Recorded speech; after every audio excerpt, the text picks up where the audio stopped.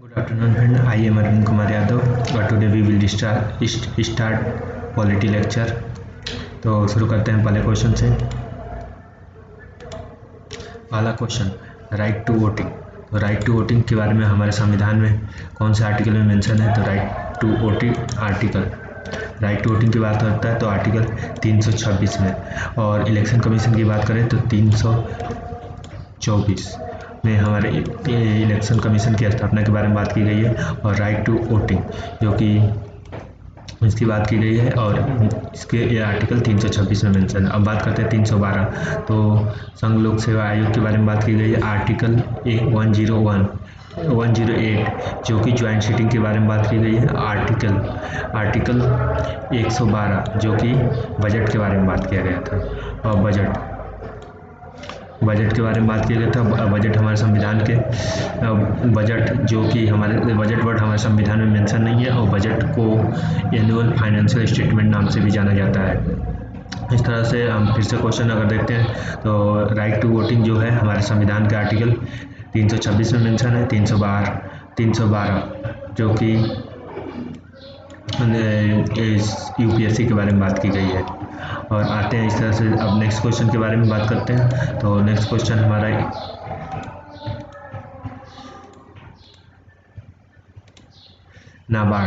नाबार्ड जो कि एक रूरल बैंक है, और ये इसके फाउंडेशन ईयर कौन सा था? तो नाबार्ड का फाउंडेशन ईयर था 1982, और इस समय 6 फाइनेंशियल प्लान चल रहा था। और उसके बाद इस समय इंडिया के प्राइम मिनिस्टर ने इंदिरा गांधी थी, तो नाबार्ड की स्थापना की गई थी, जो कि एग्रीकल्चर सेक्टर को बढ़ावा देने के लिए, और एग्रीकल्चर बैंक था तो इसलिए एग्रीकल्चर बैंक। और 6 5 ईयर प्लान में एजुकेशन को पर जोर दिया गया था। और उसके बाद बात करते हैं 1937 में बर्मा सेपरेट हुआ था। और उसके बाद 1935 की बात करते हैं तो उस समय गवर्नमेंट ऑफ इंडिया एक्ट आया था, और उस समय आरबीआई का फाउंडेशन हुआ था।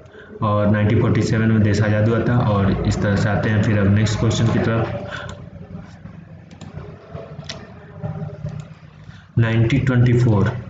1924 जब आईएनसी का प्रेसिडेंट कौन था? आईएनसी यानी इंडियन नेशनल कांग्रेस का प्रेसिडेंट 1924 में कौन बना था? तो बने थे महात्मा गांधी, और बेलगांव अधिवेशन के नाम से फेमस है। उसके बाद जवाहरलाल नेहरू जो बने थे 1930 में बने थे, और 1930 में लाहौर में बने थे, और 1930 में लाहौर में बने थे और पूर्ण स्वराज की मांग की थी। और 1937 में फैजपुर में बने थे, और फैजपुर एकमात्र गांव में कांग्रेस अधिवेशन होने वाला सेशन था। उसके बाद जेबी कृपलानी कब बने थे? तो जेबी कृपलानी जब देश आज़ाद हुआ 1947 में जेबी कृपलानी बने थे। और उसके बाद राजेंद्र प्रसाद देश के फूड एंड एग्रीकल्चर मिनिस्टर हैं, और आज़ाद भारत के पहले राष्ट्रपति हैं। आते हैं नेक्स्ट क्वेश्चन पर। और नेक्स्ट क्वेश्चन हमारा ये है कि defence minister during after independent, मतलब आज़ादी के बाद भारत का डिफेंस मिनिस्टर कौन बना? तो बलदेव सिंह बने। राजेंद्र प्रसाद को आज़ादी के बाद पहले तो फूड एंड एग्रीकल्चर मिनिस्टर थे, उसके बाद देश के राष्ट्रपति बने। उसके बाद BR अम्बेडकर जो कि संविधान के ड्राफ्टिंग कमेटी के हेड थे, और उसके बाद उसके बाद लॉ मिनिस्टर बने। Sarvepalli Radhakrishnan first vice president थे, और उसके बाद पहले सेकंड प्रेसिडेंट थे। और यूनाइटेड जनरल असेंबली में भी ये बने। अब आते हैं जीएसटी। तो जीएसटी के बारे में बात करते हैं। तो जीएसटी यानी गुड्स एंड सर्विस टैक्स की बात करते हैं। तो जीएसटी डे सेलिब्रेट किया जाता है 1 जुलाई 2017 को जीएसटी इंडिया में लागू हुआ था। और जीएसटी लागू करने वाला इंडिया कौन सा देश है? तो 161 कंट्री है, ठीक।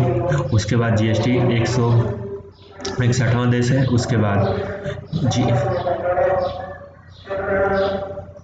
और 14 सितंबर को हिंदी दिवस मनाया जाता है। 8 मई को रेड क्रॉस दिवस मनाया जाता है। 26 नवंबर को कॉन्स्टिट्यूशन डे यानी संविधान उस दिन बनकर तैयार हुआ, तो इसलिए मनाया जाता है कॉन्स्टिट्यूशन डे के नाम से 26 नवंबर को। और 1 जुलाई को जीएसटी डे मनाया जाता है। हम बात कर लेते हैं जीएसटी के बारे में। तो GST one nation one tax की पॉलिसी को करता है। उसके बाद जीएसटी 3 प्रकार की होती है। पहला सेंट्रल जीएसटी, दूसरा स्टेट जीएसटी और और फिर इंटीग्रेटेड जीएसटी।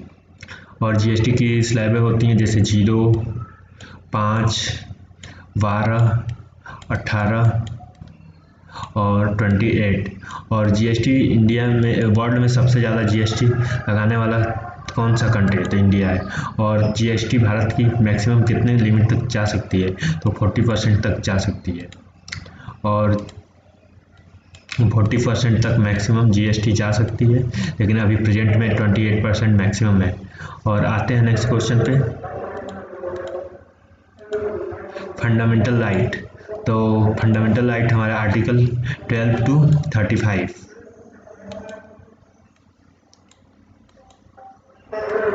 12 to 35 तक मेंशन है, और जो कि पार्ट 3 में है, और उसके बाद संविधान के पार्ट 3 में है।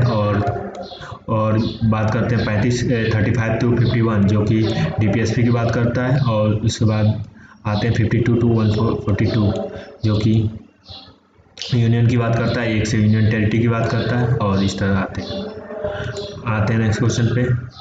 और फंडामेंटल राइट को ही मैग्ना कार्टा ऑफ कॉन्स्टिट्यूशन कहा जाता है। उसके बाद समानता का अधिकार, एजुकेशन राइट, ये सब ऑलरेडी मेंशन है। राइट टू एजुकेशन, एजुकेशन का अधिकार संविधान आर्टिकल 21A में है, ठीक।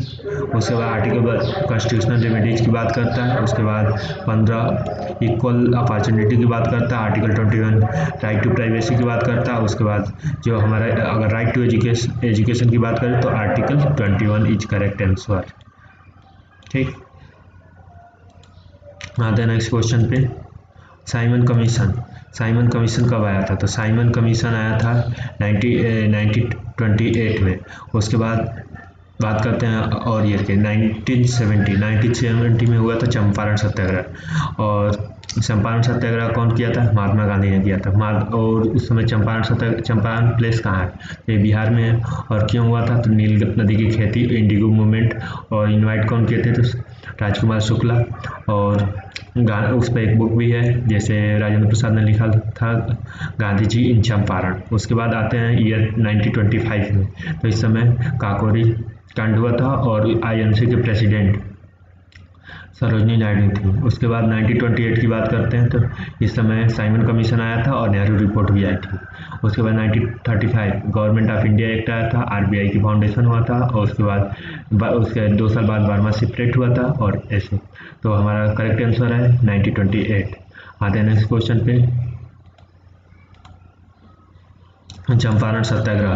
तो चंपारण सत्याग्रह कब हुआ था? तो ये 1917 में हुआ था। उसके बाद आते हैं ईयर 905 मतलब बंगाल विभाजन हुआ था। 1905 में पार्लियामेंट्री रिफॉर्म आया था और सेपरेट इलेक्टोरल की मांग दिया गया था उसमें मुस्लिमों के लिए। और 1985 में कांग्रेस की स्थापना हुई थी और कांग्रेस के फाउंडर थे A.O. ह्यूम। और पहले कांग्रेस का सेशन जो फर्स्ट सेशन था वो मुंबई में हुआ था, गोपाल दास संस्कृत तेजपाल स्कूल में।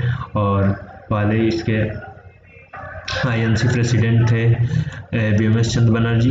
पहले मुस्लिम प्रेसिडेंट थे बदरुद्दीन तैयब जी। पहले पारसी थे दादा भाई नौरोजी। और पहली महिला थी एनी बेसेंट 1917 में। पहली भारतीय महिला थी 1925 में सरोजनी नायडू। और सरोजनी नायडू को भारत कोकिला नाम से जाना जाता है और स्वर कोकिला के नाम से लता मंगेशकर को जाना जाता है। तो हमारा क्वेश्चन है चंपारण सत्याग्रह कब हुआ? 1917 में हुआ। उसके बाद 1919 में जालियांवाला बाग हत्याकांड हुआ। 13 अप्रैल 1919 को जालियांवाला बाग हत्याकांड हुआ। 1922 में चौरी चौरा कांड हुआ। और 1925 में काकोरी कांड हुआ। इस तरह से अलग अलग ईयर में अलग अलग इंसिडेंट हुए। आते हैं नेक्स्ट क्वेश्चन। और thank you for watching this lecture.